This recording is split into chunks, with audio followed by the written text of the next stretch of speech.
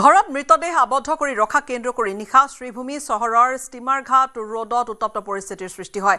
মঙলবাৰে পুৱাৰ ভাগতে মৃত্যু হোৱা মহিলাৰ মৃতদেহ ভাতৃয়ে দুৱাৰ বন্ধ কৰি ৰখাৰ বাবে ক্ষোভিত হৈ পৰিছিল প্ৰতিবেশীসকল। মৃত মহিলা ৬৫ বছৰীয়া শ্ৰেয়সী ৰয় অৱসৰপ্ৰাপ্ত এগৰাকী শিক্ষয়িত্ৰী। তেওঁ কিন্তু বহুদিন ধৰি কিছু মানসিক ৰোগত আক্ৰান্ত হৈ আছিল। প্ৰতিবেশীৰ অভিযোগ একে চহৰতে থাকি ভাতৃ অভিজিত ৰয়ৰ পৰিয়ালে অসুস্থ ভগ্নীক আওকাণ কৰিলে অকলশৰীয়া কৰি ৰাখিছিল।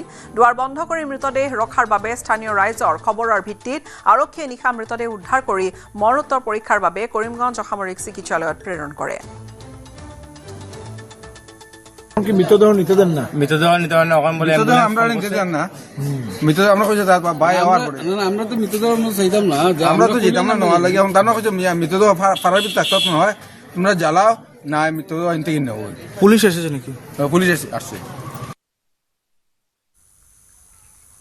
প্ৰতিশ্ৰুতি পূৰণ কৰিলে মুখ্যমন্ত্ৰী ডক্টৰ হিমন্ত বিশ্ব শৰ্মাই। বকোত অনুষ্ঠিত হোৱা এখন সভাত মুখ্যমন্ত্ৰীক লগ ধৰিছিল কুন্তলীৰ শাৰীৰিকভাৱে অক্ষম কুৰপান আলীয়ে। মুখ্যমন্ত্ৰী কুৰপান আলীয়ে কৰিছিল কেইবাটাও আবেদন। সেই সময়ত মুখ্যমন্ত্ৰীয়ে কুৰপান আলীক দিছিল প্ৰতিশ্ৰুতি মৰ্মে লোকজনক প্ৰধানমন্ত্ৰী আৱাস যোজনাৰ অধীনত গৃহ আবণ্টন দিয়া হয়।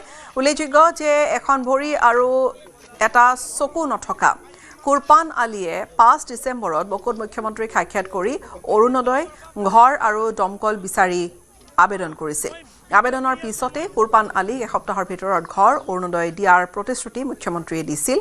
ইতিমধ্যে কুৰপান আলীৰ নামত অৰুণোদয় আঁচনি হৈ যোৱাৰ পিছতে আজি প্ৰধানমন্ত্ৰী আৱাস যোজনাৰ অধীনত এখন চৰকাৰী ঘৰ লাভ কৰিলে। মুখ্যমন্ত্ৰীয়ে দিয়া প্ৰতিশ্ৰুতি পূৰণৰ পিছতে আনন্দত আত্মহাৰা হৈ পৰিছে কুৰপান আলীসহ তেওঁৰ পৰিয়ালৰ সদস্য তথা চুবুৰীয়া। কোন বাবা তই এটা ৰখি দে যাতে মই বেলেগ মানুহক লগ কৰিব পাৰো। মামা কালি মই আজি নিউজ কৰি দিম। অসমত এই প্ৰথম পাইছো যে পৰ্বাফালী মুখ্যমন্ত্ৰী সঁচা পাইছো। কুন্তলী বজাৰ পাইছো মামাই মোক ভোট দিব। এই প্ৰথম পাইছো যেনেকুৱা পৰ্বাফালী মুখ্যমন্ত্ৰী অসমত। মই ভিডিঅ' কৰি আছো, মই নিউজ কৰি দিম কালি। তই কোন বাবা তই নমস্কাৰ, মই প্ৰথমত অসমৰ মুখ্যমন্ত্ৰী সন্মানিত হিমন্ত বিশ্ব শৰ্মা ছাৰক মোৰ মনৰ পৰা মোৰ অন্তৰৰ পৰা মই ধন্যবাদ জ্ঞাপন কৰিছোঁ। মোৰ ইমান বয়সলৈকে মই চৰকাৰী কোনো আঁচনি পোৱা নাই, এইটো কোনো সত্য কথা। মোক যোৱা বকত গান্ধী ময়দানত আমি চিএম ছাৰক লগ পাই মই 3টা আবৃত্তি কৰিছিলোঁ যে ঘৰ আৰু কল আৰু লেট্ৰিন লগে লগ মোক দিলা। মোক এসপ্তাহৰ কথা কৈ পেলাই মোক এসপ্তাহ পাৰ হ'বলৈ নিদিলা। মই হিমন্ত বিশ্ব ছাৰক যে কি দি ধন্যবাদ দিম। মোৰ মনৰ আশাটো পূৰণ কৰিছে। মোৰ মনৰ আশা পূৰণ কৰি সপোনৰ ঘৰটো দিলা, কল দিলা, লেট্ৰিন দিলা, মানে মোক বহুত ভাল লাগিছে। ব্ৰেকিং নিউজ এই মুহূৰ্তত গুৱাহাটী মহানগৰীৰ পাণ্ডু কলেজত ছাত্ৰৰ মৃতদেহ উদ্ধাৰ কৰা হৈছে। 12 ডিচেম্বৰৰ পৰা সন্ধানহীন হৈ আছিল ছাত্ৰজন আৰু ছাত্ৰাবাসৰ বাথৰুমতে উদ্ধাৰ কৰা হৈছে ছাত্ৰজনৰ মৃতদেহ। মৃত ছাত্ৰজন হোজাৰ লংকাৰ ৰুবাইল আলম। অম্বিকাগিৰি ৰায়চৌধুৰী ছাত্ৰাবাসৰ ছাত্ৰ আছিল ৰুবাইল। ঘটনাস্থলীত উপস্থিত হৈছে মহানগৰ আৰক্ষীৰ দল।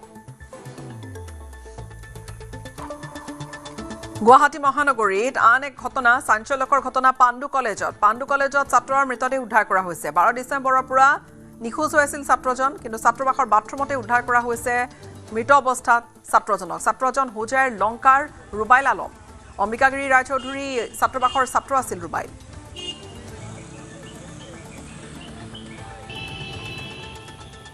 ফোনযোগে সংযুক্ত হৈছে আমাৰ সাংবাদিক সবিতা শৰ্মাৰ সৈতে। সবিতা, এই যিটো ঘটনা 12 তাৰিখৰ পৰা নিখোজ হৈ আছিল, মৃতদেহ আজি প্ৰত্যক্ষ কৰিছে। কলেজ বন্ধ আছিল বা ছাত্ৰাবাস বন্ধ আছিল, ক'ত আছিল ছাত্ৰজনৰ সৈতে শেষ যোগাযোগ কি হৈছিল ঘটনাটো? হয়, নিশ্চয়কৈ গীতাশ্ৰী, ইতিমধ্যে আমি জনাইছো যে পাণ্ডু কলেজৰ ছাত্ৰাবাসত অম্বিকাগিৰি ৰায়চৌধুৰী ছাত্ৰাবাসত কিছু সময় পূৰ্বে আমি জ্ঞাত হৈছো যে উদ্ধাৰ হৈছে ছাত্ৰ এগৰাকীৰ মৃতদেহ। আৰু ছাত্ৰগৰাকী বিএছচি আচলতে তেখেতে ছাত্ৰ আছিলে আৰু যোৱা 12 ডিচেম্বৰৰ পৰা তেওঁ নিৰুদ্দেশ হৈ আছিলে। তেখেতে সংবাদ মাধ্যমৰ আগত তেখেতৰ পিতৃ মাতৃয়ে ইতিমধ্যে মন্তব্য আগবঢ়াইছে আৰু যোৱা 12 ডিচেম্বৰৰ পৰা তেখেত নিৰুদ্দেশ হৈ আছিলে। কোনো ধৰণৰ সুসূত্ৰ পোৱা নাছিলে পিতৃ মাতৃয়ে তেওঁলোকৰ।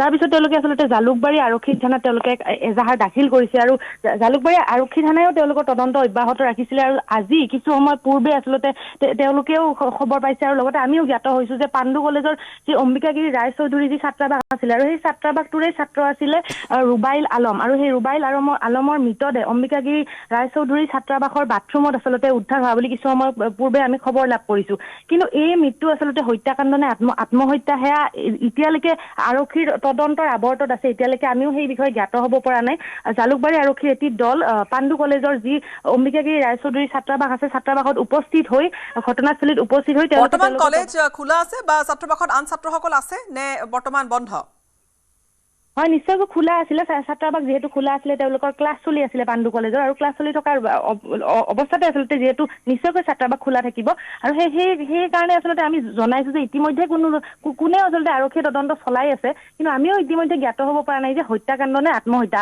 আৰক্ষীৰ প্ৰাথমিক তদন্ত তেওঁলোকে আৰম্ভ কৰিছে পৰৱৰ্তী পৰ্যায়ত আমি নিশ্চয় এই বিষয়ে জ্ঞাত হ'ম ছাত্ৰজন 12 তাৰিখৰ পৰা নিখোজ হৈ আছিল আজি হঠাৎ এই ধৰণে মৃতদেহ উদ্ধাৰ কৰা হৈছে সবিতা বিদায় লৈছো আপোনাৰ পৰা ধন্যবাদ আৰক্ষীয়ে তদন্ত আৰম্ভ কৰিছে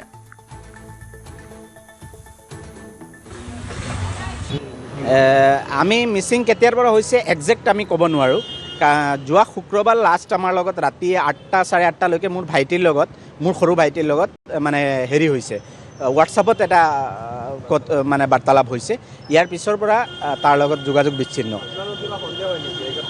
সন্দেহ আমাৰ হৈ আছে বহুতখিনি কিন্তু এতিয়াতো আমি এইখিনি প্ৰকাশ নকৰোঁ পৰৱৰ্তী যদি প্ৰয়োজন হয় আমি সেইখিনি হেৰি কৰিম আৰু এতিয়ালৈকে মানে পুলিচৰ জাজমেণ্ট চলি আছে হয়তো কিবা এফআইআৰখন দিছোঁ মই এফআইআৰখন চাৰি চাব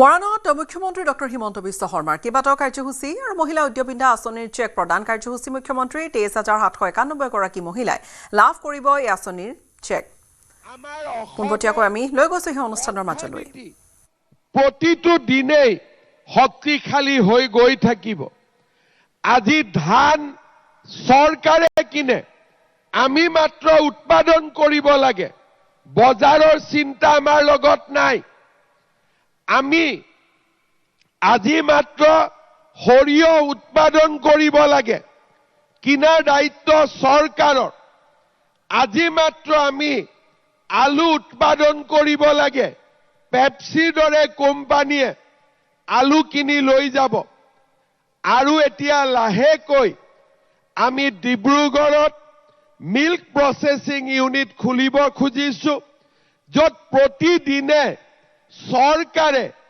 2 লাখৰ পৰা 2.5 লাখ লিটাৰ গাখীৰ অকল মাত্ৰ ডিব্ৰুগড় জিলাৰ পৰাই কিনিবৰ কাৰণে সিদ্ধান্ত গ্ৰহণ কৰিছে তাৰ মানে আমি মাত্ৰ কাম কৰিব লাগে উৎপাদিত সামগ্ৰী কিনাৰ কাৰণে চৰকাৰো আছে আৰু আমাৰ ওচৰত বজাৰো আছে ডিব্ৰুগড় জিলাত কিমান মানুহে গাহৰি খায় ধাবা ৰেষ্টুৰেণ্ট হোটেলত কিমান গাহৰি লাগে এই গাহৰি মানুহে ভাবে আমাৰ অসমৰ গাহৰি কিন্তু আধাতকৈ বেছি গাহৰি ৰাজস্থানৰ পৰা আহে এই বজাৰবিলাক আমাৰ মহিলাসকলে যদি সৰুকৈ কোনেও 100টা কণী উৎপাদন কৰিব নালাগে দিনত 10টাও কণী যদি আমি বজাৰত পঠিয়াব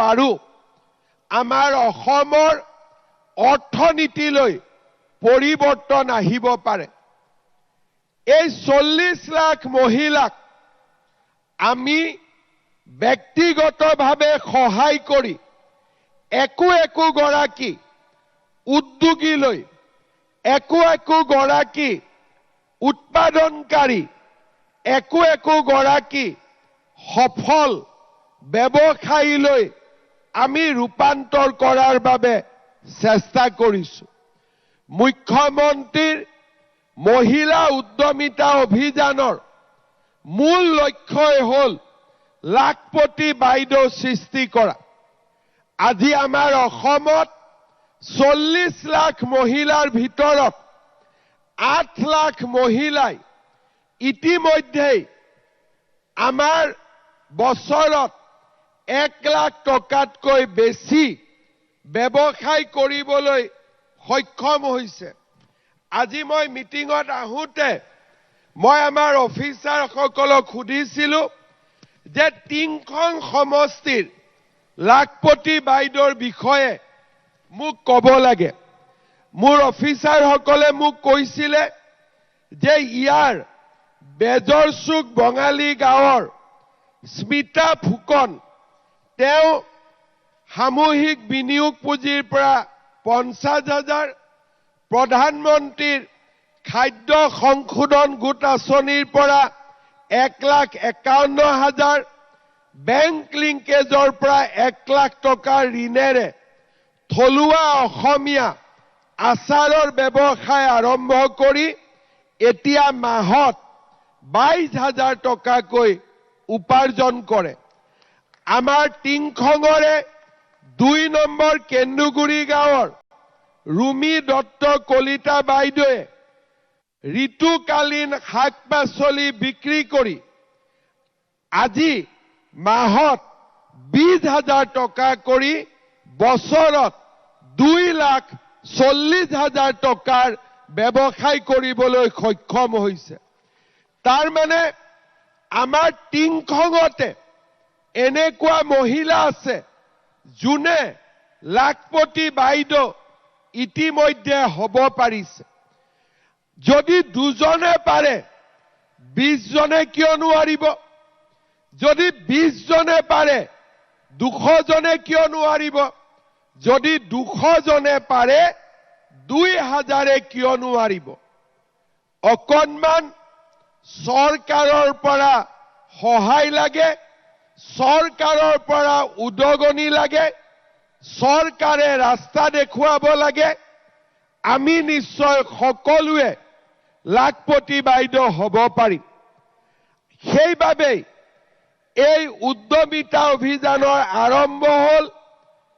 চৰকাৰৰ কষ্ট হৈছে, কিন্তু কষ্ট হ'লেও আমি 40 লাখ মহিলাৰ ভিতৰত এটা নিৰ্বাচনী প্ৰক্ৰিয়াৰ জৰিয়তে 32 লাখ মহিলাক 10,000 টকাকৈ প্ৰথম কিস্তিৰ ধন বিতৰণ কৰিবলৈ আৰম্ভ কৰিছো।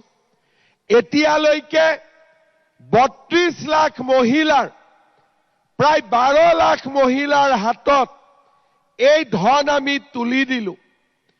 32 লাখ মহিলাক 10,000 টকাকৈ দিবলৈ যাওঁতে 3,200 কোটি টকা চৰকাৰে খৰচ কৰিব। আজি মই অত্যন্ত আনন্দিত যে আমাৰ টিংখঙত আজি আমি 10,000 টকা তুলি দিম।